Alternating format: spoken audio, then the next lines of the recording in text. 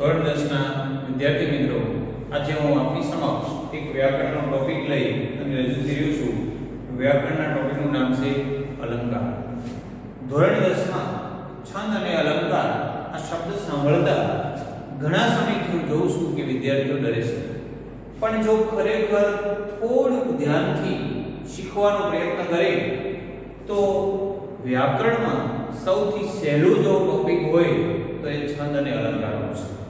હા, માત્ર શરત એટલી છે કે આપણે ધ્યાન હોવું જરૂરી છે.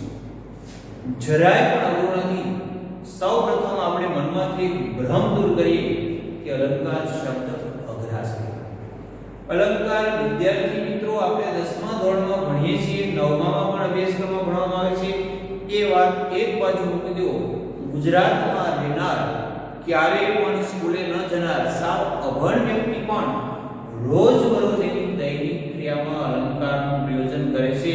અલંકારનું જ્ઞાન સારું છે, પરંતુ ફરક એટલો છે કે એ વ્યક્તિને, અભણ વ્યક્તિને એ ખબર નથી કે હું ક્યારે કયો અલંકાર પ્રયોજું છું, પણ એ યોગ્ય જગ્યાએ યોગ્ય જ અલંકાર વાપરે છે. આપણે એક શિક્ષિત વિદ્યાર્થી તરીકે એ બાબતનો ખ્યાલ રાખવાનો છે કે જે તે અલંકારનો આપણે પ્રયોજન કરીએ છીએ, શા માટે કરીએ છીએ, એનો પ્રકાર શું છે. પહેલેથી જોઈએ કે અલંકાર. અલંકાર શબ્દનો અર્થ થાય છે ઘરેણું. અલંકાર એટલે ઘરેણું. બીજો આપણા મનમાં એક પ્રશ્ન થાય કે કોઈ પણ માણસ, માત્ર સ્ત્રીઓ નહીં, કોઈ પણ માણસ અલંકાર શા માટે પહેરે? પુરુષ હોય તો હાથમાં વેડી, ગળામાં ચેન, સ્ત્રીઓ હોય તો સ્ત્રીને શોભે તેવા ઘરેણાં પહેરતા હોય છે. આ ઘરેણાં શા માટે પહેરે? તો પોતાની શોભામાં વધારો કરવા માટે. શિષ્ટ ભાષામાં કહીએ તો માણસ પોતાની શોભામાં અભિવૃદ્ધિ કરવા માટે અલંકારો ગ્રહણ કરે છે. તો સાહિત્યની ભાષામાં વાત કરીએ તો અલંકાર એટલે ઘરેણું. સાહિત્યની શોભા વધારવા માટે જે શબ્દો વપરાય છે તેને અલંકાર કહેવાય છે. સાહિત્યની શોભા વધારવા માટે જે વાત 10 વાક્ય દ્વારા ન કહી શકાતી હોય અથવા વાચક સમક્ષ કે શ્રોતા સમક્ષ રજૂ ન કરી શકાતી હોય, યોગ્ય અલંકાર મૂકો તો એક વાક્યમાં બધા સમજી શકે. દાખલા તરીકે હું એક ઉદાહરણ આપું તો 10મા ધોરણમાં એક પાઠ આવે છે માનવીની ભવાઈનો. એમાં ખૂબ જ દુષ્કાળનું વર્ણન છે. માણસો કઈ રીતે મરતા એની જો આપણે વાત કરીએ તો કેટલું સમજાવવું પડે કે 5 માણસો આયા મરી ગયા, 10 માણસો આયા મરી ગયા, દરેક ઘરમાં 2-3 માણસો મરતા, રોજ માણસો મરતા હતા, જ્યાં જોવો ત્યાં મરદા પડ્યા હતા, ચાલવાની પણ કઈ જગ્યા ન હતી, માણસ જીવી શકે એવી કોઈ શક્યતાઓ જ નહોતી, જીવતા માણસો હતા એની કરતા મરદા મૃત્યુ સાવ વધારે પડ્યા હતા. આવું મારે કેટલું સમજાવવું પડે. પણ એના કરતા અલંકાર વાપરીને તો માણસો માખીઓની જેમ મરતા હતા. એટલે આપણને સ્પષ્ટ થઈ જાય કે માખીઓ કંઈક દવા છંટકાવ કર્યો હોય તો સીધું સૂકડું ભરાય એટલી માખીઓ હોય. એટલે અસંખ્ય માત્રામાં માણસો મરતા હતા. એ વાચક કે શ્રોતા સમજી શકે. આ અલંકારનું પ્રયોજન છે. અલંકાર સમજતા પહેલા આપણે એના મુખ્ય ઘટક તત્વો સમજીએ. અલંકારના ઘટક તત્વો. જો ઘટક તત્વો બરાબર સમજાય તો અલંકાર સમજવા ખૂબ જ સહેલા છે. પહેલું છે ઉપમેય, બીજું છે ઉપમાન, ત્રીજું છે ઉપમા વાચક શબ્દ અને ચોથું છે સાધારણ ધર્મ. ચાર મુદ્દા મેં લખ્યા છે, ચાર પગથિયા લખ્યા છે. એ અલંકારના ઘટક તત્વો છે. પહેલું ઉપમેય, બીજું ઉપમાન, ત્રીજું ઉપમાવાચક શબ્દ અને ચોથું સાધારણ ધર્મ. આ ઘટક તત્વોની સમજ આપણે અર્થાલંકારમાં વિશેષ જરૂર પડશે. અર્થાલંકાર આપણે બે પ્રકારના અલંકાર ભણવાના છે. વાક્ય અલંકારના પ્રકાર કેટલા? તો બે. અર્થાલંકાર અને શબ્દાલંકાર. શબ્દાલંકાર સમજવા માટે ઘટક તત્વોની જરૂર નથી. અર્થાલંકાર સમજવા માટે આ ઘટક તત્વો પગથિયા સમજવા, પગથિયા ચડવા ખૂબ જરૂરી છે. ઉપમેય પેલા હું એની સંકલ્પના વ્યાખ્યા સ્પષ્ટ કરું છું, પછી તમને ઉદાહરણ દ્વારા સમજાવીશ. ઉપમેય જે વસ્તુની સરખામણી કરવામાં આવે તેને ઉપમેય કહે છે. જેની સાથે સરખામણી થાય તેને ઉપમાન કહે છે. ઉપમેયની સરખામણી ઉપમાન સાથે કરતા જે શબ્દ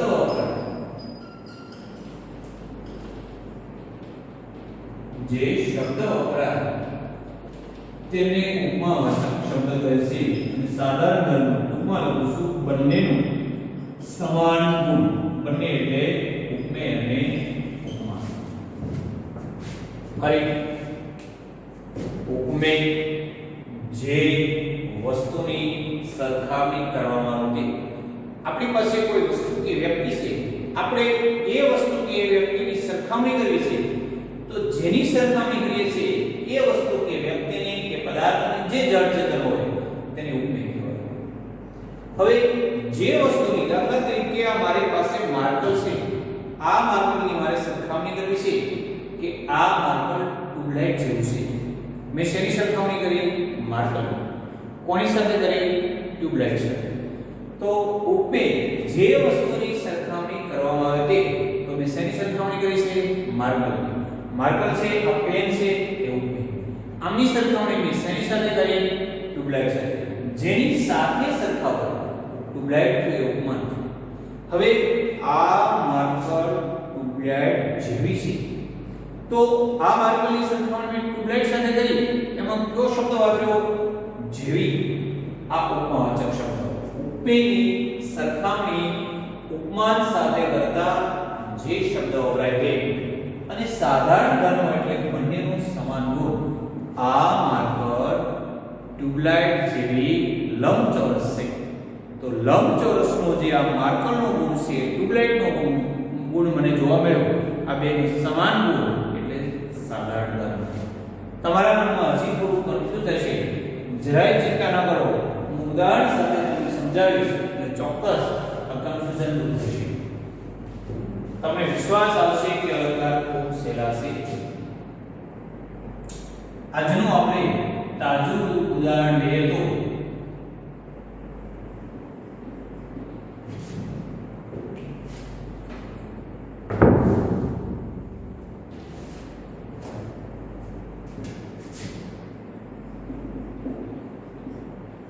કોરોના પ્લેગ જેવો કપટી રોગ છે, અથવા કપટી શબ્દ અહીં લાવેલો એટલે કપરો રોગ છે. જો કોરોના પ્લેગ જેવો કપરો રોગ છે, વિજ્ઞાન સાથે ન સરખાવતા, વિજ્ઞાન મારું સબ્જેક્ટ નથી, પ્લેગ અને કોરોના વચ્ચેનો સંબંધ થઈ જાણતો નથી, મારે વ્યાકરણ સમજાવવાનું છે. કોરોના પ્લેગ જેવો કપરો રોગ છે. મેં કયા રોગની સરખામણી કરી? કોરોના. શેની મેં સરખામણી કરી છે? કોરોના. જેની સરખામણી કરવામાં આવે તેને શું કહેવાય? ઉપમેય. કોરોનાની સરખામણી મેં શેની સાથે કરી? પ્લેગ. ઉપમેયની સરખામણી જેની સાથે થાય તેને શું કહેવાય? ઉપમાન. ફરી કોરોના પ્લેગ જેવો ભયંકર રોગ છે. કોરોના જે રોગની સરખામણી કરી છે ઉપમેય, કોરોનાની સાથે સરખામણી શેની થઈ છે? પ્લેગની, તો ઉપમાન. જેવો છે ઉપમાવાચક શબ્દ છે. શા માટે? સ્પષ્ટ કરું. ઉપમેયની સરખામણી ઉપમાન સાથે કરતા જે શબ્દ વપરાય તેને શું કહેવાય? ઉપમાવાચક શબ્દ. તમે જો અહીંયા કોરોનાની સરખામણી મેં પ્લેગ સાથે કરી, પણ શબ્દ કેવો આપ્યો? જેવું. માર્કર ટ્યુબલાઇટ જેવી છે જેવી. એક વસ્તુની સરખામણી બીજી વસ્તુ સાથે કરતા જે શબ્દ વપરાય એ શબ્દને શું કહેવાય? ઉપમાવાચક શબ્દ. હવે કોરોના અને પ્લેગ વચ્ચે મને સમાન ગુણ લાગ્યો, અપરો, ભયંકર, દુઃખદાયી. તો આ છે સાધારણ ધર્મ. ઉપમેય અને ઉપમાનમાં રહેલો સમાન ગુણ એટલે સાધારણ ધર્મ. હજી એક ઉદાહરણ તમને વિદ્યાર્થી મિત્રો આપો, ખાસ ધ્યાન આપજો. ગઢવી સર, અમિતાભ બચ્ચન જેવા ઊંચા છે. કોની સરખામણી મેં કરી? ગઢવી સર. કોની સરખામણી કરી? ગઢવી સર. જેની સરખામણી થાય તેને શું કહેવાય? ઉપમેય. ગઢવી સર ઉપમેય છે.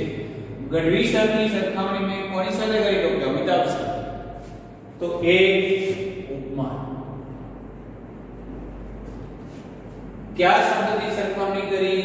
जेवा. उपमावाचक शब्द. गढ़वी सर અને અમિતાભ બંનેમાં કોમન સરખો ગુણ કયો છે? ઊંચાઈ. તો એને શું થયું? સાધારણ ધર્મ. આ બે ઉદાહરણો પરથી આપ સ્પષ્ટ સારી રીતે સમજી શક્યા છો કે જે વસ્તુની સરખામણી કરવામાં આવે તે ઉપમેય, ઉપમેયની સરખામણી જેની સાથે કરવામાં આવે તે ઉપમાન, ઉપમેયની સરખામણી ઉપમાન સાથે કરતા જે શબ્દ વપરાય તે ઉપમાવાચક શબ્દ, અને ઉપમેય અને ઉપમાનમાં રહેલું સમાન ગુણ એટલે સાધારણ ધર્મ. આ ચાર ટોપિક કયામાં ગોખવાના નથી, પાકું કરવાના નથી, માત્ર સમજવાનું છે. આ ચાર ઘટક તત્વો સમજાય એટલે ચોક્કસ ખાતરીપૂર્વક કહું છું કે આપ અલંકારનું જ્ઞાન સારી રીતે કેળવી શકશો. માત્ર મેળવી શકશો શબ્દ વાપરતો નથી, કેળવી શકશો. એટલે કે તમે પોતે એક વિશ્વાસ અનુભવશો કે આપણને અલંકાર આવડી ગયા. અર્થાલંકારનો પહેલો પ્રકાર છે ઉપમા. અર્થાલંકારનો પહેલો પ્રકાર ઉપમા. પેલા આપણે જોઈએ તો ઉપમા શબ્દનો અર્થ શું? સરખામણી. જો આ વ્યાખ્યા કઈ પાકી કરવાની હોતી જ નથી, આપોઆપ સમજાઈ જશે. ઉપમાનો એક શબ્દમાં અર્થ તો બધાને ખબર પડશે, સરખામણી તો વ્યાખ્યા જાતે બની જશે.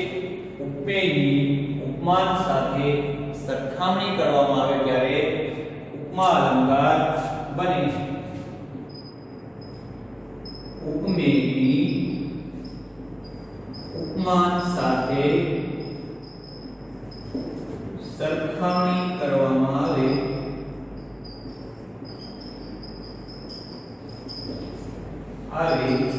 ત્યારે ઉપમા અલંકાર બને.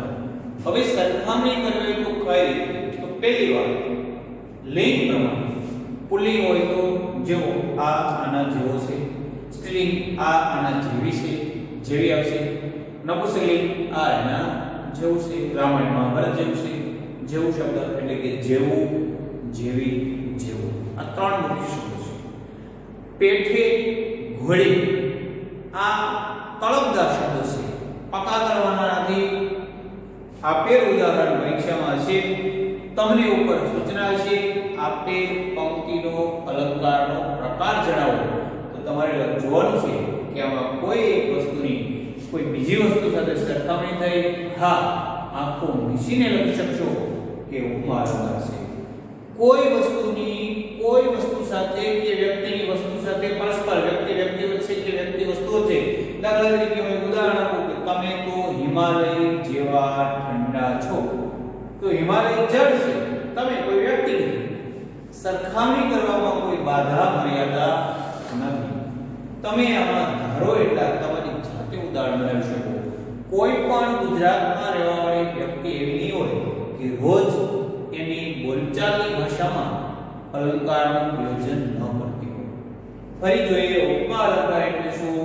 તો વ્યાખ્યા પહેલા આપણે એક શબ્દનો અર્થ સમજવાનો છે. ઉપમા એટલે સરખામણી. શેની સરખામણી? તો કે ઉપમેય ઉપમાન જેવું દર્શાવવામાં આવે, વાક્યમાં યોજાય ત્યારે ઉપમા અલંકાર બને. ઉદાહરણ અસંખ્ય ધારો ત્યાંથી બનાવી શકો. હજી તમને એક ઉદાહરણ આપો તો દાખલા તરીકે આ સફેદ બોર્ડ આકાશ જેવું છે. આ સફેદ બોર્ડ આકાશ જેવું સુંદર છે. તો સફેદ બોર્ડ છે એની સરખામણી મેં કોની સાથે કરી? આકાશ સાથે. અને એક વસ્તુ, આ મોબાઈલ કોમ્પ્યુટર જેવું વર્ક કરે છે, તો મોબાઈલની સરખામણી કોમ્પ્યુટર સાથે. એક તળપદી શૈલીનું ઉદાહરણ લઈએ. મનોજભાઈ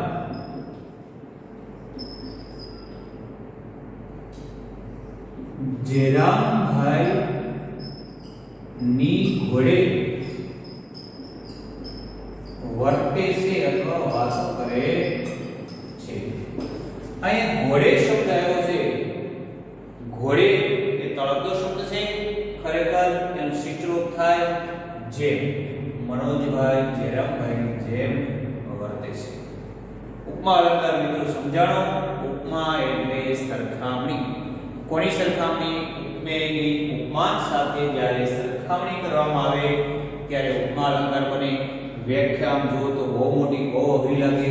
ઉપમેયની ઉપમાન સાથે જેવો, જેવી, જેવું, પેઠે, ઘોડે, જેમ વગેરે ઉપમાવાચક શબ્દો દ્વારા સરખામણી કરવામાં આવે ત્યારે ઉપમા અલંકાર બને. આપણા મનમાં મોટો એક ભાવ ઉત્પન્ન થાય. આવો ભાવ ઉત્પન્ન કરવા માટે એટલું જ જુઓ. ઉપમા એટલે સરખામણી. કોની સરખામણી? ઉપમેયની. કોની સાથે? ઉપમાન સાથે. કયા શબ્દો? તો એ વાક્યમાં વાપરો એટલે આપોઆપ ખ્યાલ આવશે. આથી વિશેષ વ્યાખ્યા ગોખી અને મોટો હાવ ઉભો કરવાનો નથી. આપણે એક અલંકાર પૂરો કર્યો, ઉપમા. હવે એક બીજો અલંકાર ભણીએ જેનું નામ છે રૂપક. આજે આપણે માત્ર બે અલંકાર ભણીશું જેથી તમને વધારે અઘરું ન લાગે. રૂપક.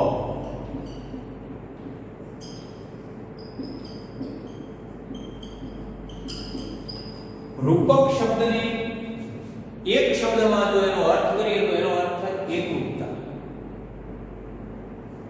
ઉપમાનો અર્થ શું તો સરખામણી. રૂપકનો અર્થ શું છે? એકરૂપતા. આનું આપણે પહેલા ઉદાહરણ જોઈએ પછી વ્યાખ્યા જોઈએ.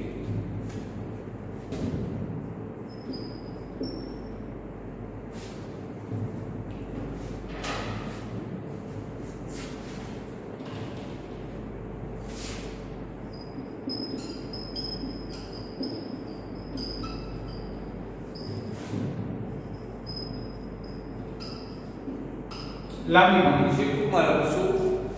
કાયા છે કાચની પૂતળી. કાયા છે કાચની પૂતળી. અહીંયા કાયા એટલે કે ઉપમેય, કાચની પૂતળી એટલે કે ઉપમાન ધારી લેવા પડે. જ્યારે ઉપમેય અને ઉપમાન વચ્ચે એકરૂપતા દર્શાવો. વ્યાખ્યા બોલું. ઉપમેય અને ઉપમાન વચ્ચે એકરૂપતા અથવા ઉપમેય અને ઉપમાન વચ્ચે અભેદ દર્શાવાય ત્યારે રૂપક અલંકાર બને. પણ ઉપમેય અને ઉપમાન વચ્ચે સરખામણી દર્શાવવા આવે ત્યારે ઉપમા અલંકાર બને છે. અસંખ્ય ઉદાહરણ તમે જુઓ. દાખલા તરીકે કોઈ એક છોકરીનું આપણે નામ લઈએ, નામ લખી દેતા કે છોકરીનો ચોટલો કાળા નાગ જેવો છે. તેમનો ચોટલો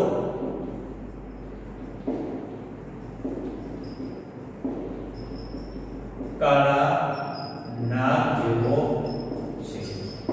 પરીક્ષામાં પૂછાણું વાક્ય ઉપર સૂચના છે, અલંકારનો પ્રકાર જણાવો, તો આપ જોશો કે ચોટલાની કાળા નાગ સાથે સરખામણી. પણ રૂપક અલંકાર હોય તો તેમનો ચોટલો કાળો નાગ છે. આમનું જો ઉપમા અલંકાર બનાવવા આવે તો કાયા કાચની પૂતળી જેવી છે. પણ એકરૂપતા દર્શાવે તો કાયા કાચની પૂતળી છે. આ પેન લાકડી જેવી છે. પણ આ કોઈ વિદ્યાર્થીને મારું અને વિદ્યાર્થી રૂપક અલંકાર જોયો છે. સાહેબ આ તો લાકડી છે, તો સરના હાથમાં રહેલી પેન લાકડી છે. કોઈ પોતાની પ્રેયસીની પ્રેમિકાની સરખામણી કરે કે તમારું મુખ ચંદ્ર જેવું છે, ઉપમા અલંકાર. પણ એનાથી વધારે કોઈ ઘાયલ હોય, વધારે પ્રેયસી તરફ ચાહના હોય તો એ કહેશે તમારું મુખ ચંદ્ર છે. જ્યારે ઉપમેય અને ઉપમાન વચ્ચે સમાનતા કંઈક સરખામણી દેખાય તો એ ઉપમા અલંકાર. પણ કઈ ભેદ નહીં, એક સરખું દેખાય તો એ એકરૂપતા. અમારો પુત્રો સિંહ જેવો છે અથવા અમારો પુત્રો સિંહ છે. એક ફરી ઉદાહરણ, દીકરી વાલનો દરિયો. દીકરી વાલનો દરિયો. પિતા માટે દીકરી કેવી છે તો કે વાલનો દરિયો છે. માતા પિતા માટે દીકરી વાલનો દરિયો છે. પણ આને જો ઉપમા બનાવવો હોય તો દીકરી વાલના દરિયા જેવી છે. આપણે એક ઉદાહરણ લઈએ કે તમે કોઈ એક જગ્યાએ ગયા, એ સ્કૂલ છે કે ટ્યુશન છે, કોઈ શૈક્ષણિક કામ કરતી સંસ્થા છે અને ત્યાં ભક્તિમય વાતાવરણ હશે તો તમે એમ કહેશો કે મંદિર જેવી સંસ્થા છે, મંદિર જેવું ટ્યુશન છે. પણ ત્યાં શિક્ષકોને તમે પૂજારીની પેટે ભક્તિ કરતા અને આરતી કરતા જોયા તો તમે બોલશો કે આ સ્કૂલ મંદિર છે. જ્યારે બે વચ્ચે સૂક્ષ્મ ભેદ દેખાય ત્યારે સરખામણી એટલે કે ઉપમા અલંકાર બને. પણ ઉપમેય અને ઉપમાન વચ્ચે કંઈ પણ ભેદની અભેદ દેખાય ત્યારે રૂપક અલંકાર બને. બે અલંકારનું એક ઉદાહરણ બોલી અને આજનો વિડીયો આપણે પૂરો કરીએ તો ઉદાહરણ નંબર 1 બે રૂપે બનાવી દઈશું કે પુસ્તકમાં વપરાયેલું ઉદાહરણ લખવું જેથી તમને થોડો ખ્યાલ આવે.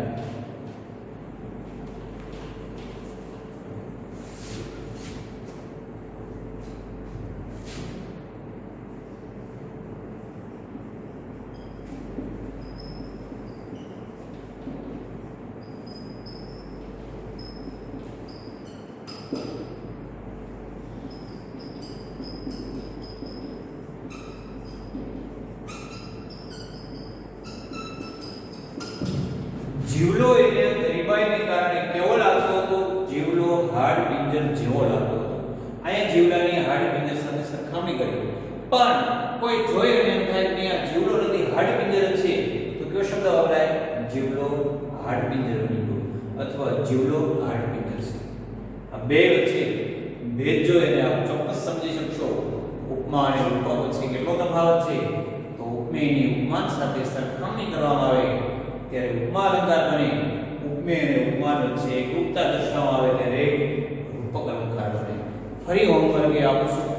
પુસ્તકમાંથી કદાચ વાંચશો નહીં તો ચાલશે, નવનીતમાંથી નહીં વાંચો તો ચાલશે, પણ રોજબરોજની ક્રિયામાં તમે માર્કિંગ કરો કે આપણે ક્યારે કયો અલંકાર પ્રયોગ કરીએ છીએ.